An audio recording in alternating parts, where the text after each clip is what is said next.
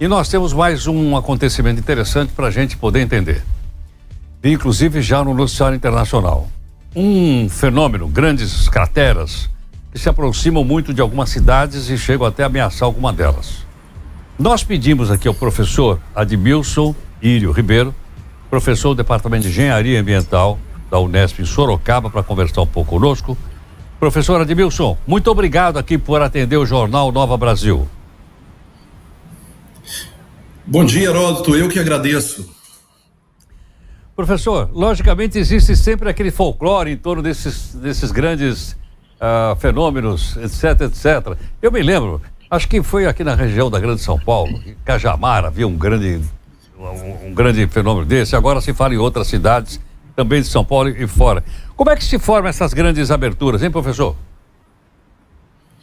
Toda vez que a gente for falar de Bossoroca e esses rasgos no solo, a gente tem que entrar com um conceito muito importante, que é o conceito da erosão do solo, né? Essa erosão do solo é um fenômeno natural, no entanto, ela é acelerada pelas ações do homem, né? As famosas ações antrópicas.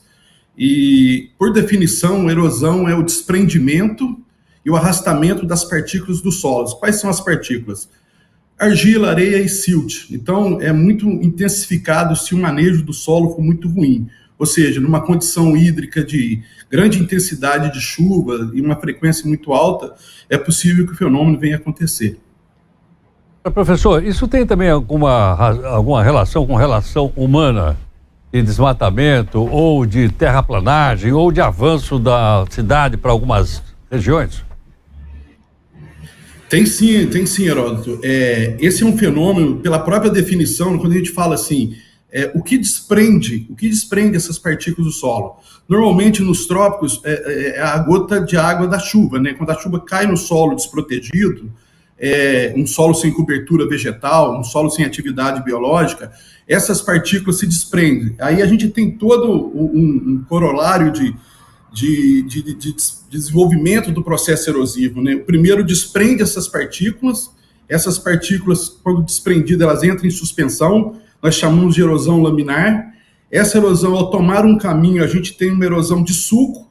Esse sulco, ele vai aumentando cada vez mais, chegando a uma ravina, e essa ravina pode ir para um processo maior ainda, que nós chamamos de vossoroca, que é um termo indígena, que significa terra rasgada, ou terra que come terra. É um termo muito interessante da língua tupi-guarani.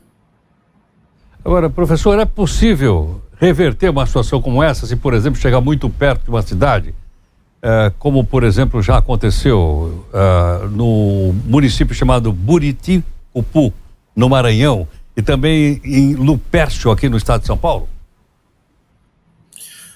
É possível, sim, e na verdade aqui eu tenho que chamar a atenção de todos que estão ouvindo, que estão assistindo, né, para a importância do manejo adequado do solo, né? Então, assim, a primeira coisa que a gente tem que ter é um solo que tem uma cobertura, e essa cobertura, naturalmente, é em forma de vegetação, né?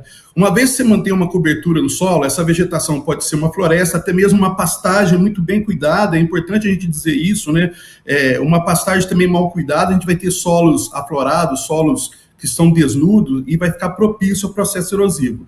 Solos cobertos também com florestas são muito importantes, porque, veja bem, a floresta defende o solo em vários estágios. Primeiro a chuva cai nas folhas, corre nos troncos, cai na serrapilheira, que é aquela camada de folha, infiltra lentamente. Uma vez que você retira tudo isso, né, você fica propício ao processo erosivo. Como a gente pode controlar isso, né? O controle ele pode ser natural, a gente fazer esse reflorestamento, a revegetação das áreas, e em áreas urbanas a gente tem que buscar estruturas de engenharia. Compreendo. Professor, há determinados fenômenos como esse que se aproximam muito de cidades e chega um ponto então que as pessoas têm até mesmo que abandonar suas casas? Isso é muito comum no Brasil, viu, Heródoto? Parece que não, mas sempre ocorre com frequência, né? Como muitas vezes as cidades estão impermeabilizadas e com pouca chuva, as bacias hidrográficas, a gente chama bacias periurbanas, que estão no entorno da cidade, elas sofrem grande processo erosivo. E aí as comunidades mais carentes, que estão nessas regiões de risco, elas têm sofrido muito. Isso é muito comum no Brasil. Em alguns lugares, tem Rio Claro no bairro Mãe Preta, tem um bairro todo dentro de uma vossoroca, e isso ocorre com determinada frequência. A vontade nossa é de buscar a estabilização dessas vossoroca. Para isso, eu acho que a gente vai ter que pensar em algumas medidas, não só educativas, mas também políticas. Professor, nós já conversamos e vamos conversar de novo com prefeitos daquela região do Rio Grande do Sul. E na conversa, o prefeito até explicou para a gente o seguinte, que as mortes que ocorreram no município foram por deslizamento. A gente ouve falar e está acompanhando com detalhes, nós estamos todos solidários, claro, o que está acontecendo, de grande enchente. E a gente, como leigo, imagina, o pessoal deve ter morrido afogado. São 85 pessoas, mas não, morreram de deslizamento.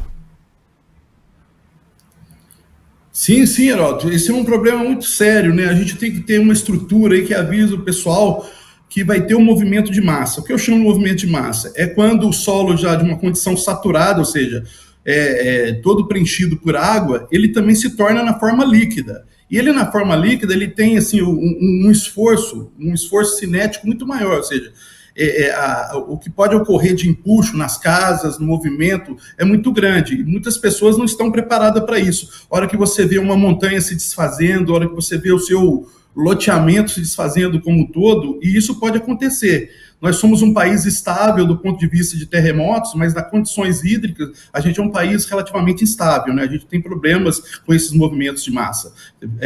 O ano passado foi a Serra do Mar, que sofreu muito com isso, e esse ano agora o Rio Grande do Sul também tem sofrido. Então, professor, é uma característica do solo brasileiro ao longo do Oceano Atlântico? Você lembrou da Serra do Mar? Aí nós estamos falando agora da região do Rio Grande do Sul. Já tivemos no Rio de Janeiro. É a maneira pela qual esse solo está organizado pela natureza?